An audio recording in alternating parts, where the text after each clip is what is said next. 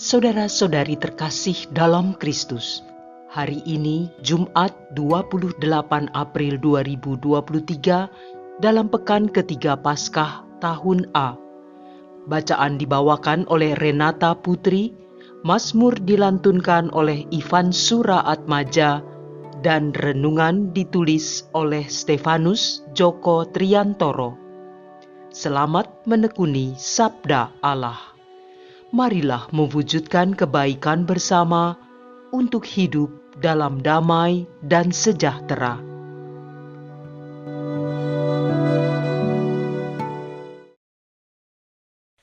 Dalam nama Bapa dan Putra dan Roh Kudus, amin. Allah Bapa yang Maha Kasih, Putramu Yesus Kristus telah menjadi sabdamu yang hidup, sabda yang menjadi pedoman keselamatan dan hidup kami. Terima kasih Bapa atas segala rahmat yang sudah Kau curahkan kepada kami, sehingga kami dapat mendengar dan melaksanakan sabdamu pada hari ini. Berkatilah kami, sehingga sabdamu dapat menjadi jiwa bagi pikiran dan perbuatan kami, demi Kristus Tuhan dan Penebus kami. Amin. Bacaan dari Kisah Para Rasul, bab 9 ayat 1 sampai dengan 20. Ketika pecah penganiayaan terhadap jemaat, hati Paulus berkobar-kobar untuk mengancam dan membunuh murid-murid Tuhan. Ia menghadap imam besar dan meminta surat kuasa daripadanya untuk dibawa kepada majelis-majelis Yahudi di Damsyik, supaya jika ia menemukan laki-laki atau perempuan yang mengikuti jalan Tuhan, ia menangkap mereka dan membawa mereka ke Yerusalem. Dalam perjalanannya ke Damsyik, ketika ia sudah dekat dengan kota itu, tiba-tiba cahaya memancar dari langit mengelilingi dia. Ia rebah ke tanah. Dan kedengaranlah olehnya suatu suara yang berkata kepadanya, "Saulus, Saulus, mengapa engkau menganiaya aku?" Jawab Saulus, "Siapakah engkau, Tuhan?" Katanya, "Akulah Yesus yang kau aniaya itu. Tetapi bangunlah dan pergilah ke dalam kota. Di sana akan dikatakan kepadamu apa yang harus kau perbuat." Maka termangu-mangulah temannya seperjalanan, karena mereka memang mendengar suara itu, tetapi tidak melihat seorang jua pun. Saulus bangun dan berdiri, lalu membuka matanya. Tetapi ia tidak dapat melihat apa-apa. Teman-temannya harus menuntun dia masuk ke Damsyik. 3 hari lamanya, Saulus tidak dapat melihat, dan 3 hari lamanya ia tidak makan dan minum. Di Damsyik ada seorang murid Tuhan bernama Ananias.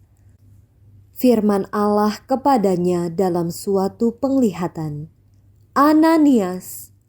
Jawabnya, "Ini aku, Tuhan."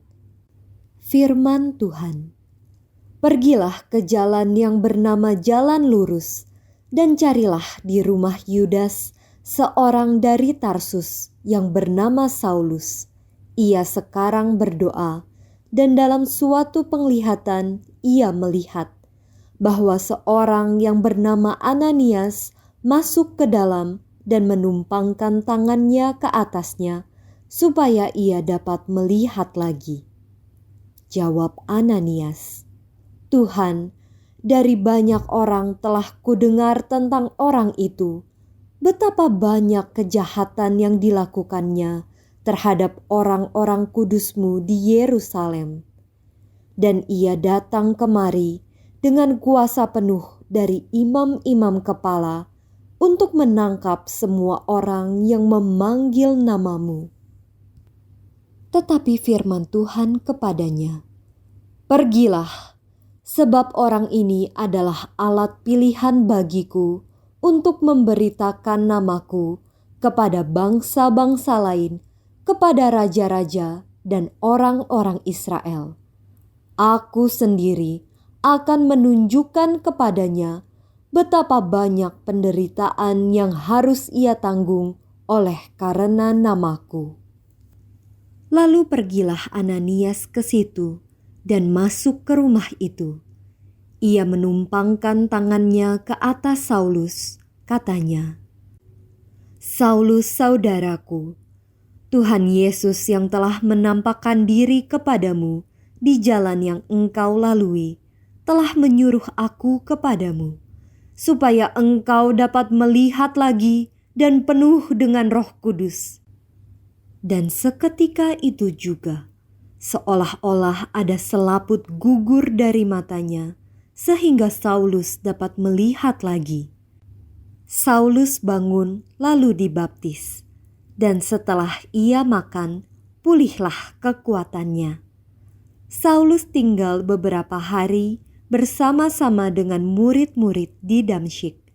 Ketika itu juga, ia memberitakan Yesus di rumah-rumah ibadat dan mengatakan bahwa Yesus adalah Anak Allah. Demikianlah sabda Tuhan.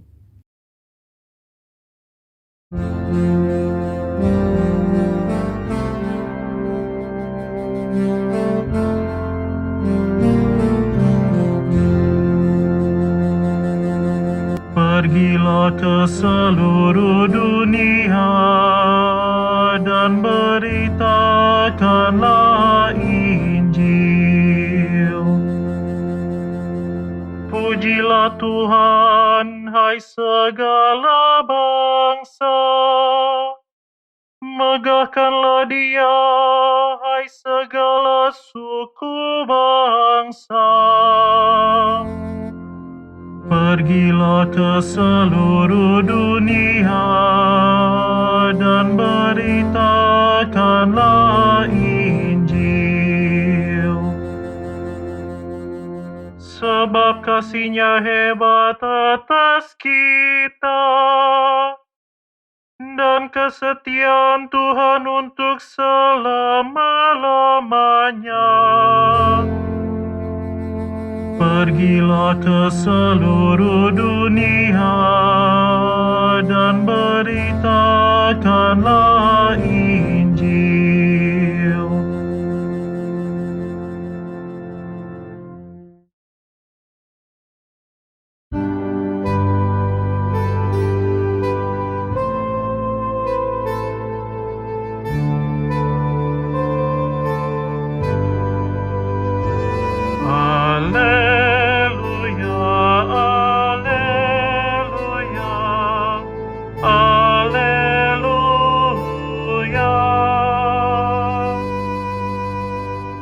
Barang siapa makan dagingku dan minum darahku, ia tinggal di dalam aku dan aku di dalam dia, sabda Tuhan. Haleluya, haleluya, haleluya.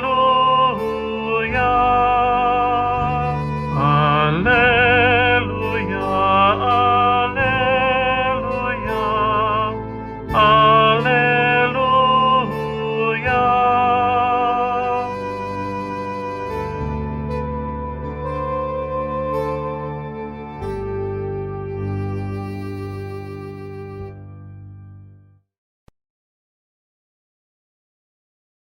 Inilah Injil suci menurut Yohanes bab 6 ayat 52 sampai dengan 59.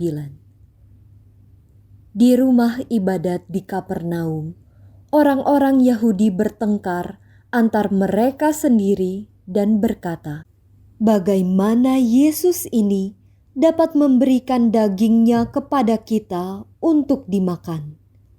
Maka kata Yesus kepada mereka, "Aku berkata kepadamu, sesungguhnya Jikalau kamu tidak makan daging Anak Manusia dan minum darahnya, kamu tidak mempunyai hidup di dalam dirimu. Barang siapa makan dagingku dan minum darahku, ia mempunyai hidup yang kekal, dan aku akan membangkitkan dia pada akhir zaman. Sebab dagingku adalah benar-benar makanan, dan darahku adalah benar-benar minuman. Barang siapa makan dagingku dan minum darahku, ia tinggal di dalam aku dan aku di dalam dia.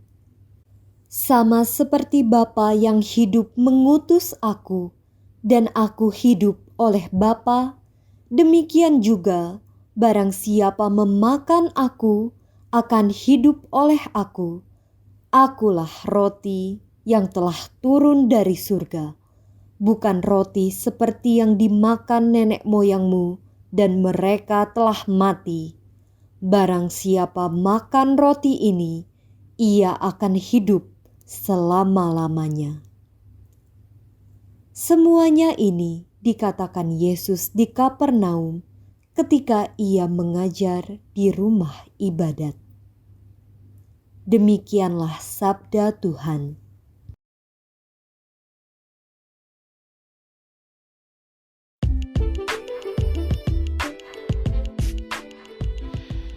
Makanan yang memberi hidup kekal. Renungan dibawakan oleh Sirila Cahyoyanti.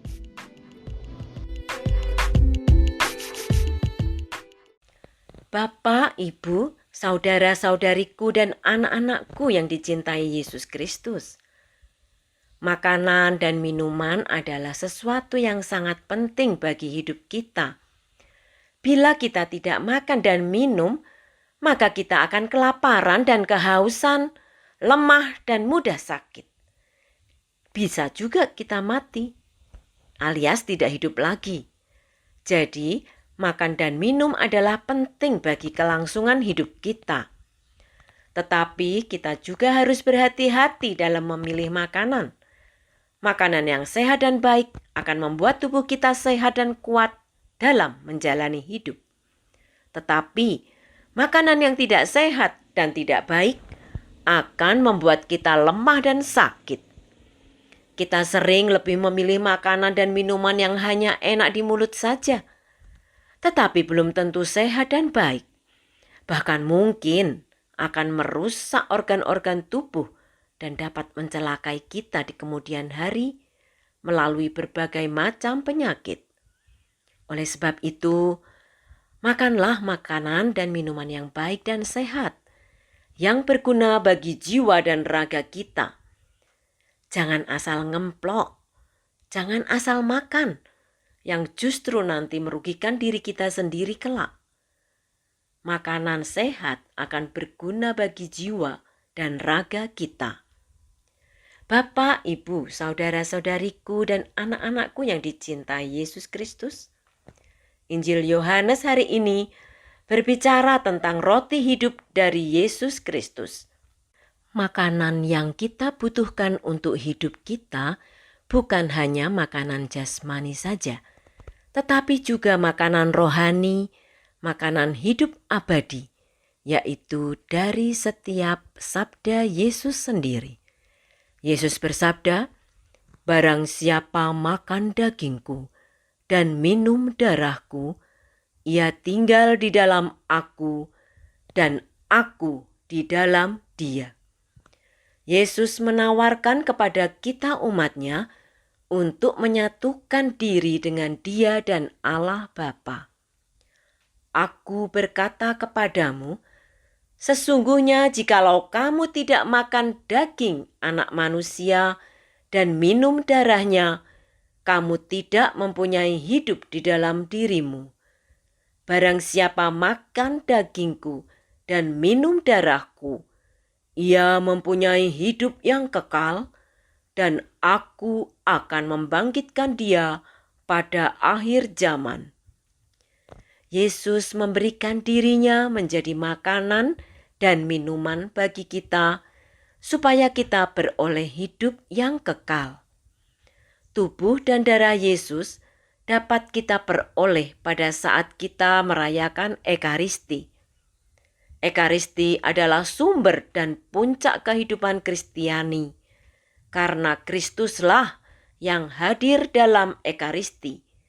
Dan karena Ekaristi, kita dapat bersatu dengan Kristus Tuhan kita. Yesus sungguh-sungguh hadir di dalam Ekaristi. Maka kita patut memberi hormat di depan tabernakel. Kita berlutut dan menundukkan diri sebagai tanda penyembahan kita kepada Tuhan. Itulah sebabnya gereja memperlakukan hosti kudus atau sakramen maha kudus dengan sangat hormat. Sering kita mengabaikan perayaan Ekaristi. Perayaan Ekaristi kita anggap sebagai ritual rutin umat Katolik yang seperti tanpa makna, tidak berarti apa-apa pada kita. Kita hadir dalam perayaan Ekaristi hanya sebagai kewajiban menjadi umat Katolik. Jika demikian, perayaan Ekaristi tampaknya belum menjadi kebutuhan yang harus hadir dalam hidup kita. Hadir dalam perayaan Ekaristi dengan pakaian seadanya, kondisi seadanya, datang terlambat, bahkan mungkin datang hanya pada saat menerima komuni saja, setelah itu pulang tanpa menerima berkat Tuhan. Betul-betul itu merupakan tindakan yang tidak menghormati Kristus, yang telah mengundang dan memberi kita hidup yang kekal.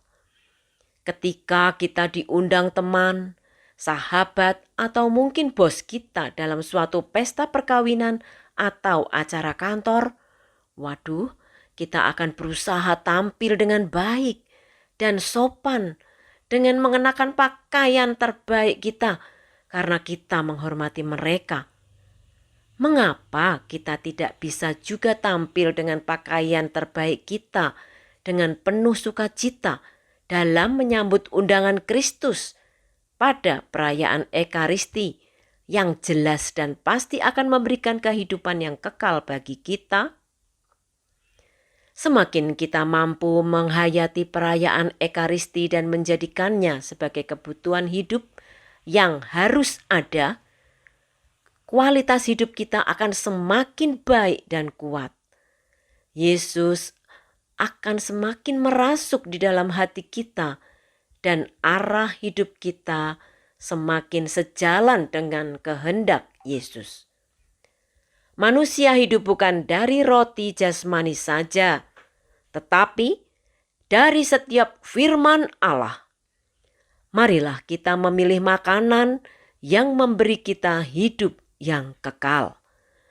Mari kita benar-benar menjawab undangan Yesus Kristus Tuhan kita untuk hadir dengan penuh hormat dan sukacita dalam merayakan Ekaristi serta menyambut setiap firman-Nya dan menjadikannya santapan rohani serta pedoman hidup kita. Marilah kita berdoa. Allah Bapa yang Maha Pengasih, terima kasih atas kasih-Mu yang tiada berkesudahan. Melalui Yesus Kristus Putra-Mu yang telah memberikan tubuh dan darah-Nya yang Ia berikan dalam setiap perayaan Ekaristi, kami semakin dekat kepadamu. Bimbinglah kami untuk terus berusaha menjadikan setiap sabdanya menjadi makanan rohani dan pedoman hidup kami, sehingga segala pikiran, perkataan, dan perbuatan kami semakin menunjukkan kasih-Mu kepada banyak orang. Kemuliaan kepada Bapa dan Putra dan Roh Kudus, seperti pada permulaan, sekarang, selalu, dan sepanjang masa. Amin. Dalam nama Bapa dan Putra dan Roh Kudus. Amin.